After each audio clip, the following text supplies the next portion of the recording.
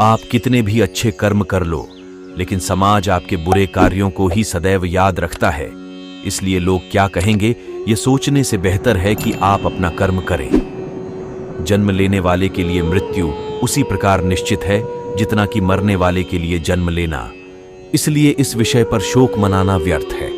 गीता में कहा गया है, जो इंसान किसी की कमी को पूरी करता है वो सही अर्थों में महान होता है।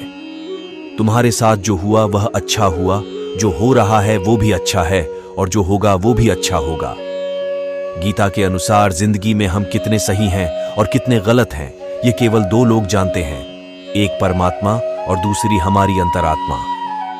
जीवन का आनंद न तो भूतकाल में है और न भविष्यकाल में, बल्कि जीवन तो बस वर्तमान को जीने में है। जब तक शरीर है तब तक कमजोरियां तो रहेगी ही, इसीलिए कमजोरियों की चिंता छोड़ो और जो सही कर्म है उस पर अपना ध्यान लगाओ।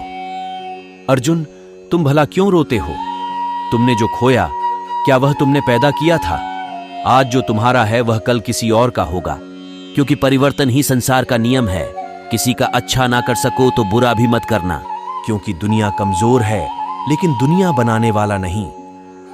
यदि कोई व्यक्ति विश्वास के साथ इच्छित वस्तु को लेकर नित्य चिंतन करता है तो वह जो चाहे बन सकता है। सच्चा धर्म यह है कि जिन बातों को इंसान अपने लिए अच्छा नहीं समझता उन्हें दूसरों के लिए भी प्रयोग न करे। कोई भी व्यक्ति अपने विश्वास से बनता है। वह जैसा विश्वास करता है उसी अनुरूप बन जाता है। मन अशांत है और उसे नियंत्रित करना कठिन है, लेकिन अभ्यास से इसे वश में किया जा सकता है। मेरे लिए समस्त प्राणी समान हैं, ना तो कोई मुझे अत्यधिक प्रिय है और ना ही कम, लेकिन जो मेरी भक्ति पूरे मन से करते हैं मैं सदैव आवश्यकता पड़ने पर उनके काम आता हूं। मन की शांति से बढ़कर इस संसार में कोई भी संपत्ति नहीं है। जो मनुष्य फल की इच्छा का त्याग करके केवल कर्म पर ध्यान देता है वह अवश्य ही जीवन में सफल होता है। कोई भी इंसान जन्म से नहीं बल्कि अपने कर्मों से महान बनता है। अपना, पराया, छोटा, बड़ा इत्यादि को भूलकर यह जानो कि यह सब तुम्हारा है और तुम प्रति एक के हो। बिना फल की कामनाएं ही सच्चा कर्म है। ईश्वर चरण में हो समर्पण वही केवल धर्म है।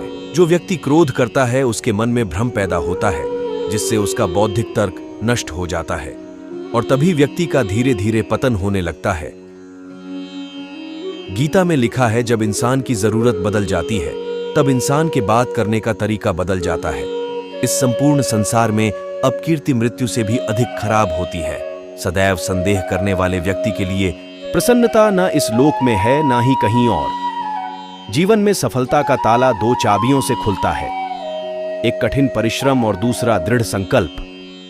जो मन को नियंत्रित नहीं करते उनके लिए वह शत्रु के समान कार्य करता है। कठिन परिश्रम से बचने के लिए व्यक्ति को भाग्य और ईश्वर की इच्छा जैसे बहानों के बजाय चुनौतियों का सामना करना चाहिए। गीता में कहा गया है, कोई भी अपने कर्म से भाग नहीं सकता, कर्म का फल तो भुगतना ही पड़ता है। मनुष्य को अपने कर्मों के अच्छे और बुरे फल के विषय में सदैव सोचकर चिंताग्रस्त नहीं होना चाहिए। मनुष्य अपने विश्वास से निर्मित होता है। जैसा वह विश्वास करता है वैसा वह बन जाता है। जो मनुष्य प्रतिदिन खाने, सोने और आमोद प्रमोद के कार्यों में लिप्त रहता है वह नियमित तौर पर योगाभ्यास करके समस्त क्लेशों से छुटकारा पा सकता है। जब इंसान अपने काम में आनंद खोज लेते हैं तब वे पूर्णता प्राप्त करते हैं। श्रीमद् भागवत गीता का मुख्य उद्देश्य मानव कल्याण करना है। इसलिए प्रत्येक मनुष्य को सदैव मानव कल्याण की ओर अग्रसरित रहना चाहिए। जब भ्रमित अर्जुन कुरुक्षेत्र में सलाह के लिए अपने सारथी भगवान कृष्ण के पास गए तो भगवान कृष्ण ने कुछ तर्क संगत दार्शनिक अवधारणाएं बताईं जो आज भी प्रासंगिक हैं। जो हुआ वह अच्छा हुआ, जो हो रहा है वह अच्छा हो रहा है, जो होगा वो भी अच्छा ही होगा। माफ करना और शांत रहना सीखिए, ऐसी ताकत बन जाओगे कि पहाड़ भी रास्ता देंगे। व्यक्ति को अपनी इंद्रियों को वश में रखने के लिए बुद्धि और मन को नियंत्रित रखना होगा। जो होने वाला है वो होकर ही रहता है और जो नहीं होने वाला वह कभी नहीं होता। ऐसा निश्चय जिनकी बुद्धि में होता है उन्हें चिंता कभी नहीं सताती है। किसी भी व्यक्ति को ना तो समय से पहले और ना ही भाग्य से अधिक कुछ मिलता है। लेकिन उसे सदैव पाने के लिए प्रयत्नशील रहना चाहिए। इंसान हमेशा अपने भाग्य को कोसता है, यह जानते हुए भी कि भाग्य से भी ऊंचा उसका कर्म है जिसके स्वयं के हाथों में है। व्यक्ति को आत्मज्ञान के माध्यम से संदेह रूपी अज्ञानता को समाप्त करना चाहिए।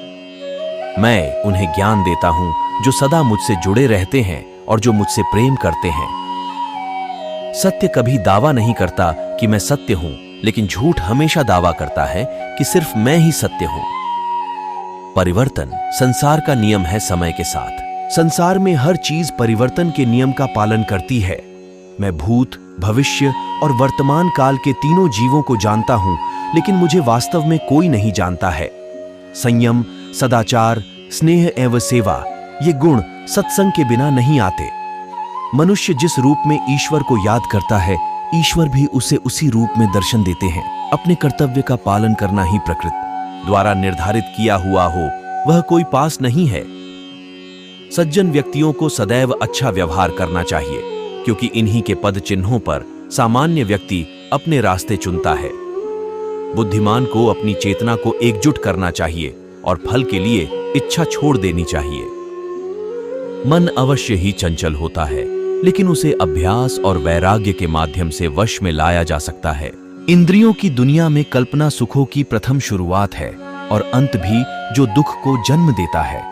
इस संपूर्ण संसार में कोई भी व्यक्ति महान नहीं जन्मा होता है, बल्कि उसके कर्म उसे महान बनाते हैं। जीवन में कभी गुस्सा या क्रोध ना करे, यह आपके जीवन को ध्वंस कर देगा। हे पार्थ, मैंने और तुमने अपने कर्तव्यों को निभाने के लिए धरती पर कई अवतार लिए हैं, लेकिन मुझे याद है और तुम्हें नहीं। वासना, क्रोध और लालच नरक के 3 दरवाजे हैं जो मनुष्य जिस देवता की विश्वास के साथ भक्ति करता है, मैं उस व्यक्ति की उसी देवता में दृढ़ता बढ़ा देता हूं। सभी काम छोड़कर बस भगवान में पूर्ण रूप से समर्पित हो जाओ। मैं तुम्हें सभी पापों से मुक्त कर दूंगा। कर्म करो, फल की चिंता मत करो, भगवद गीता का सबसे बुद्धिमान संदेश है।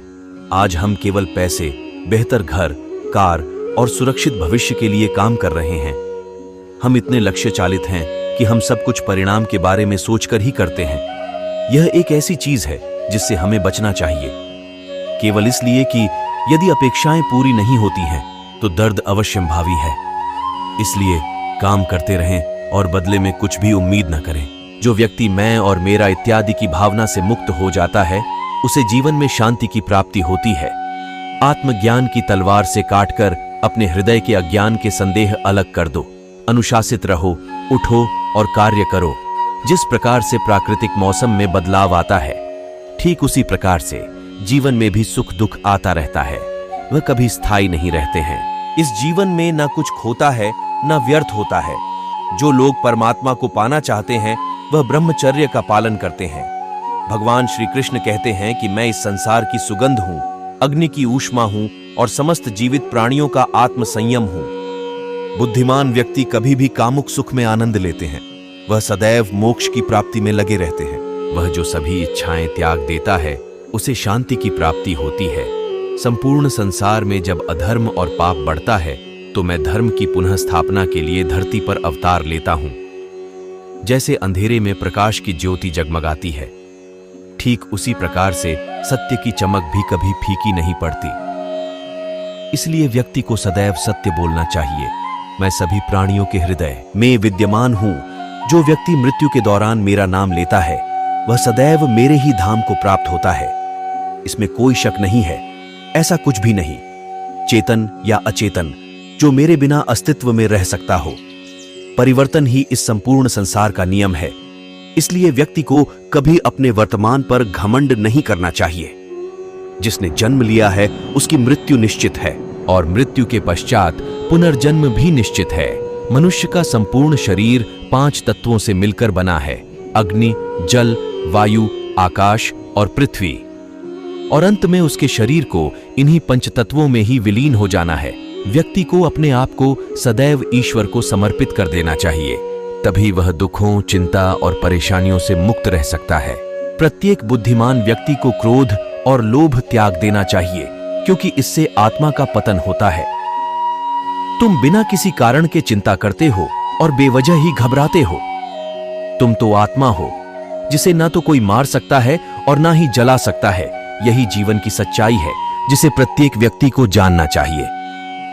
न तो यह शरीर तुम्हारा है और न ही तुम इस शरीर के मालिक हो।